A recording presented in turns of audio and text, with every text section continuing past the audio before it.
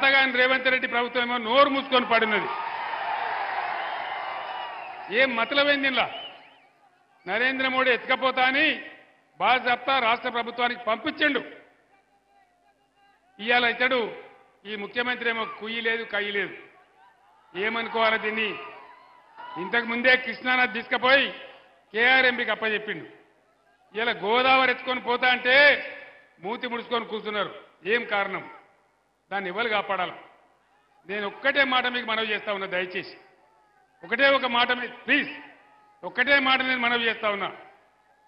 ఈరోజు ప్రచారం చేసినట్టుగా డంబాచారం చెప్పినట్టుగా నరేంద్ర మోడీకి కూడా 200 సీట్లు దాటే పరిస్థితి లేదు. వార్తలు వస్తా ఉన్నాయి రోజు పేపర్లలో, మీరు కూడా చూస్తా ఉన్నారు. నేను మీ అందరిని ఒకటే కోరుతా ఉన్నా, ఈ మోకాలో ఇలా తెలంగాణలో పార్లమెంట్ సీట్లన్నీ మనమే గెలిస్తే పేగులు దిగేదాకా కొట్లాడేది ఒకటే ఒక పార్టీ, బీఆర్ఎస్ పార్టీ. 14-15 ఎంపీలతో మనం పోతే కేంద్ర ప్రభుత్వంలోనే హంగ్ పార్లమెంట్ వస్తే కీలకమైన పాత్ర పోషించే అవకాశం తెలంగాణకి ఈరోజు ఉంది. కాబట్టి దయచేసి మన గోదావరి కాపాడుకోవాలన్నా, మన కృష్ణ కాపాడుకోవాలన్నా, తెలంగాణకు రావాల్సిన నిధులు రాబట్టుకోవాలన్నా, మన ప్రాజెక్టులకు జాతీయ హోదా రావాలన్నా, నిరుద్యోగ సమస్య తీరాలన్నా, మన బతుకులు బాగుపడాలన్నా ఖచ్చితంగా ఇలా బీఆర్ఎస్ అభ్యర్థులే గెలవాలి. అదే తెలంగాణ క్షేమం. దయచేసి ఆలోచన చేయాలి. నేను చెప్పేది ఆశామాసి మాట కాదు. రైతు బంధు పోయిందా? కరెంటు బంద్ అయిందా? కోతలు వచ్చినాయా? వడ్లు కొంటున్నారా? బోనస్ ఇస్తున్నారా? బోనస్ బోగస్ అయిందా? మరి ఇన్ని మోసాలు చేసిన తర్వాత కూడా గోదావరి ఎత్తుకపోతానే బీజేపీకి కానీ, లేదా మా వాగ్దానాలన్నీ భంగం చేసిన కాంగ్రెస్ కానీ ఓటేస్తే ఏమవుతుంది? మేమన్నీ మోసం చేసినా, మొన్న అసెంబ్లీలో చెప్పి 5 నెలల లోపల మోసం చేసినా మళ్ళా మాకే గుద్దిండ్రు అని అన్ని పండబెడతారు. కానీ ఈ కాంగ్రెస్ ప్రభుత్వం మెడలు వంచి, నేను ఒక్కటే మాట చెప్తా, మీరు వినాలి. ఒక ఊళ్ళో 2 పాలెలకు పంచాయతీ పడుతుంది. ఏం చేస్తారు? వాదించడానికి ఆయన ఒక పంచును ఈయన ఒక పంచును పెట్టుకుంటారు. ఇలా తెలంగాణ ప్రజలకు కాంగ్రెస్ పార్టీకి పంచాయతీ పడ్డది. మరి తెలంగాణ ప్రజల తరఫున కొట్లాడే పంచి ఎవరు? నేనా? మొన్న పోయిన ఎలక్షన్ల మీద నన్ను కింద పడగొట్టి మళ్ళీ ఇప్పుడు నన్ను పంచిగమ్మంటారు. నేనేనా? బీఆర్ఎస్ ఏనా? కొట్లాడదామా? యుద్ధం చేద్దామా? గోదావరిని కాపాడుకుందామా? కృష్ణా కాపాడుకుందామా? మళ్ళీ బీఆర్ఎస్ గవర్నమెంట్ లాగా బ్రహ్మాండంగా రైతు బంధు తెచ్చుకుందామా? కంటి నిండా కరెంటు తెచ్చుకుందామా? ఇవి జరగాలంటే సుధీర్ కుమార్ గెలవాలి. మీరు నాకు ఇచ్చే బలంతోనే కదా నేను కొట్లాడేది, నాకు ఇచ్చే శక్తితోనే కదా. కాబట్టి మీ అందరు నేను ఒకటే కోరుతా ఉన్నా, ఇక్కడ ఒక మనిషికి టికెట్ ఇచ్చినాం, ఉప ముఖ్యమంత్రి పదవి ఇచ్చినాం. ఎందుకు మారిపోయింది ఆయన పార్టీ? ఎందుకోసం మారింది పార్టీ? నేను ఒక్కటే మాట చెప్తా ఉన్నా, కడియం శ్రీహరి సరే నేను అనలేను, ఆ మాట నా నోట నేను అనలేను. కానీ ఆయన చేసిన మోసానికి శాశ్వతంగా ఆయన రాజకీయ జీవితం సమాధి చేసుకుంటే మనవి చేస్తా ఉన్నాం. ఇంకొక 3 నెలల్లో సుప్రీంకోర్టు తీర్పు ప్రకారం ఇంకొక 3 నెలల్లో స్టేషన్ గన్పూర్ కాన్స్టిట్యున్సీకి బై ఎలక్షన్ రాక తప్పదు. మన రాజయ్య ఎమ్మెల్యే కాక కూడా తప్పదు. మీరు రాసి పెట్టండి. నేను చెప్తున్న జరగబోయే సత్యం. ఖచ్చితంగా 3 నెలల్లో బై ఎలక్షన్ రాక తప్ప స్టేషన్ గన్పూర్కు ఇదే రాజయ్య గారు ఎమ్మెల్యే కాక తప్పడది నేను మనవి చేస్తా ఉన్నా. ద్రోవులకు చెప్పే గుణపాఠం అదే. रियासत तेलंगाना के जितने हमारे मुसलमान बुजुर्ग है, मुसलमान भाई बहन है, आप तमाम लोगों को मैं सलाम करता हूं और आपसे अदबन गुजारिश करता हूं, प्लीज आपसे अदबन गुजारिश करता हूं कि आप बीआरएस के कायदे को वोट देके जिताइए।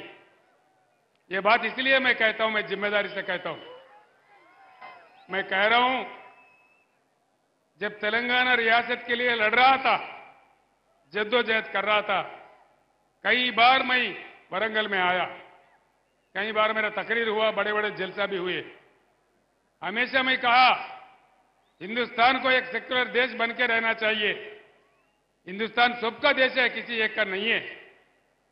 और उस दिन मैं कहा, लोग कितना भी धोखा कर रहे थे, उस समय के वजीर आला लोग हमारे तोड़ने का कोशिश कर रहे थे। मैंने कहा अल्लाह के घर में देर है लेकिन अंधेर नहीं है, और अल्लाह का करम हुआ, हमको तेलंगाना हासिल हुआ। और तेलंगाना हासिल होने के बाद 10 साल बीआरएस के हुकूमत में माइनॉरिटी डेवलपमेंट के लिए हम कितना काम किए आप लोग जानते हैं। रेजिडेंशियल स्कूल कितना हम कायम किए, कैसे हमारे बच्चों को, खवातीनों को वहां पढ़ाई मिल रहा आप जानते हैं। और उसी के साथ साथ मुसलमानों के खदर में हिंदुस्तान में पहली बार किसी ने दिया हमारे मौजमों को, हमारे इमामों को तनख्वाह, तो सिर्फ केसीआर सरकार था। पूरे इंडिया में किसी ने भी नहीं दिया था। और इस प्रकार से रेजिडेंशियल स्कूल बनाए, 12,000 करोड़ रुपए खर्च किए, अकलियती बहबूदी के लिए कई काम किए। मैं आपसे एक ही गुजारिश करता हूं, बीआरएस एक सेक्युलर तहरीक है, सेक्युलर तहरीक ही रहेगा। कितना भी कोशिश करे कोई भी, मेरे बेटी को जेल में डाले आज, आप लोग जानते हैं, ये बीजेपी सरकार, ये गद्दार सरकार, फिर भी हम नहीं डरे। जिंदगी जब तक है हम सेक्युलर ही रहेंगे, सभी का हिफाजत करेंगे, सबको साथ लेके चलेंगे। कहीं वहम में आज जंग है बीआरएस और बीजेपी के बीच में। आप लोग अगर कहीं किसी के बात में जाके कांग्रेस को वोट डालेंगे तो बीजेपी एमपी जीतेंगे रियासत तेलंगाना से, इससे हमारा कोई फायदा नहीं। यहाँ बीजेपी का जड़ निकाल के फेंक देना चाहिए, उसको पैदा नहीं होना देना चाहिए। आज भी कौमी एकजुटता का एक मीटिंग हो रहा था, उस पर बीजेपी वालों ने जाके हमला किया। ये क्या तरीका है? अगर इन चीजों को रोकना है, 10 साल बिना किसी दंगा के, बिना किसी फसाद के, अमन के साथ हमने रियासत को चलाया। मैं आपसे गुजारिश करता हूं, सोच लीजिए आप लोग, बीआरएस का तायद कीजिए, ताउन कीजिए और बीआरएस के रुकने असेंबली को जिताइए, इसे रुकने पार्लियामेंट को जिताइए। इसलिए मैं आपको गुजारिश करता हूं, कार के निशाने पे वोट डाल के आप लोग बीआरएस को कामयाब कीजिए। మిత్రులారా, మీ అందరికీ చేసేది నేను ఒకటే మనవి, ఈ యొక్క కాంగ్రెస్ గవర్నమెంట్ నేను అడిగినా, ఏమయ్యా ఇన్ని హామీలు ఇచ్చినారు, అమలు చేస్తలేరు, మన ప్రతినిధులు అడిగినారు అసెంబ్లీలో. అడిగితే ఏమంటాడు ముఖ్యమంత్రి, కేసీఆర్ నీ గుడ్లు వీకి నేను గోళీలు ఆడుకుంటా, నీ పీగులు దేశం నేను మెడలేసుకుంటా,